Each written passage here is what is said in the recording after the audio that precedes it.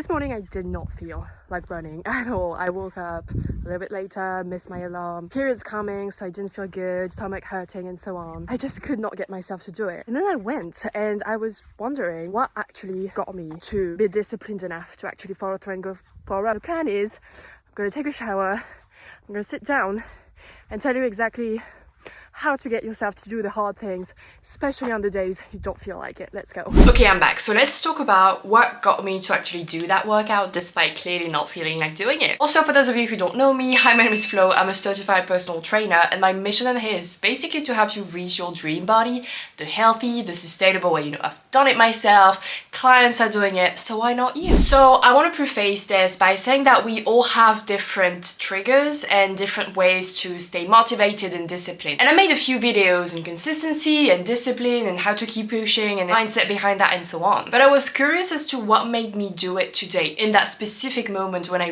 really felt like skipping this workout, and give you practical tips and just the practical things and train of thoughts and stuff I did to actually get me to do it. Just so it's going to be easier for you to replicate that system afterwards. So let's get into the video. First thing I did is that I told my mom about it. Like I woke up and she was there and I said, I don't feel like going for a run, but I know I want to do it. Second thing, I knew that I was gonna share the fact that I had worked out with my community on Instagram. You know, I share every single time I work out. Peer pressure pretty much does the rest. The fact that you have that sort of accountability of telling people I'm going to do this or telling people I've done that and you know they're going to be expecting you to do it is very key in actually showing up. For my clients, it's having a coach because I'm going to be checking on them every single week. Did you do the workouts? And that gets them to keep on doing it. Second thing I did is more reward-based and goal-based, meaning that I have a half marathon in October in Rome that I really want to participate in, and obviously that requires training. So that creates this goal that I'm working towards. It's not like I'm just running to run without actually having a goal there. I have this thing I'm training for, and since I'm very goal-oriented as a person, that definitely helps as well. So that's probably something you want to look into. I actually have it on my phone. I'm pretty sure I can show you. Right, so that's on my screen, 83 days. So every single day when I turn my phone on, I'm gonna see that. And that motivates me to keep going because I have that deadline and I feel like I can't really skip that workout because I have that deadline. And it also feels like I'm not gonna go to Rome if I don't have that half marathon. Like, it's again very reward based as well because that gets to be my reward, traveling to Italy. Another thing I know happened is it was at the beginning of the day. Even if I woke up feeling like I'm not gonna work out, I never plan my workouts for the end of the day because that's when my willpower has been crushed by all the micro decisions I've had to make throughout the day. What do I wear? What type of work do I have to do today? What do I eat? All these little decisions are actually emptying I like to see it as a glass or maybe as a bottle. You know, you kind of have that, and as you make decision you kind of take a sip, and at the end of the day you don't have that much left and it's sometimes empty, and that's when you don't work out. I have more willpower to get myself to do it in the morning than I would do at night. The next tip is very practical because I basically listed the pros and cons. I decided, okay, the pro is the weather is amazing and it hasn't been in a while, so it's gonna be so fun. It's 9 AM, so you're not gonna have that much cars,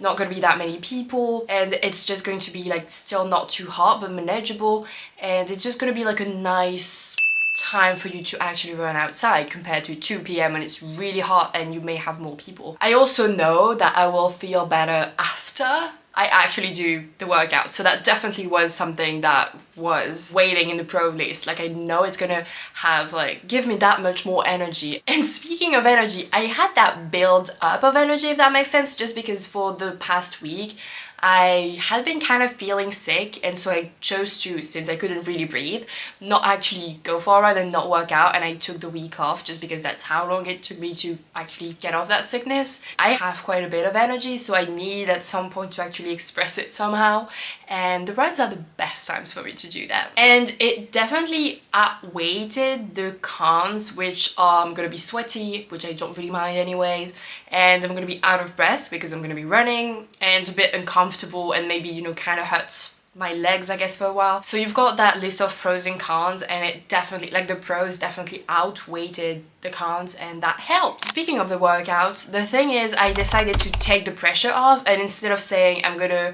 you know, go for that 8K run that I have planned, I decided, you know what, I know this is not fun, I don't really like doing It's not even a long run, but I haven't run in a while, so I consider it a long run still. I just figured this is not gonna work. Like, if I make myself do something I really don't like, I'm just not gonna do it. So I decided, you know what, you get to run however long you want, at least you went. As I was getting ready, I just figured, you know what, I might just do a sprint session, because this one is my favorite. I really like it. It's the hardest, but weirdly enough, I really love it.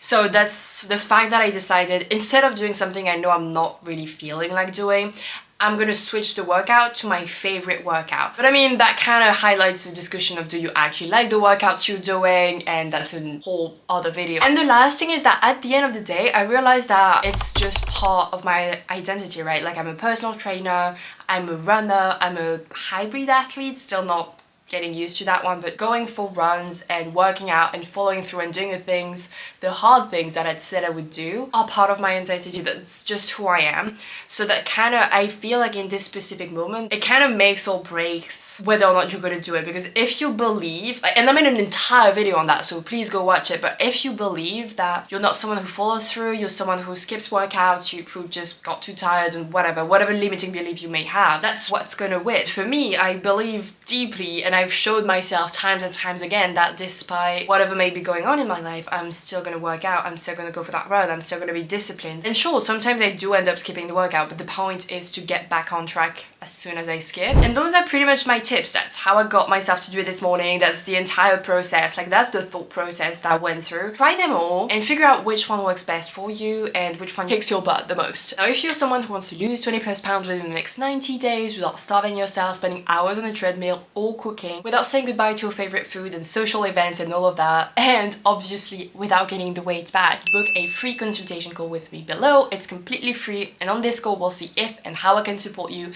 and if I can, I will 100% welcome you into my program. Again, done it myself, clients are doing it, so why not you? And if you do everything that I say, you follow the plan and nothing works, I'll refund you in full. This is how confident I am that my method works. And that's pretty much the end of this video. Thank you so much for watching. If you liked it, like, subscribe, comment, share, all that good stuff, and I'll see you in the next one.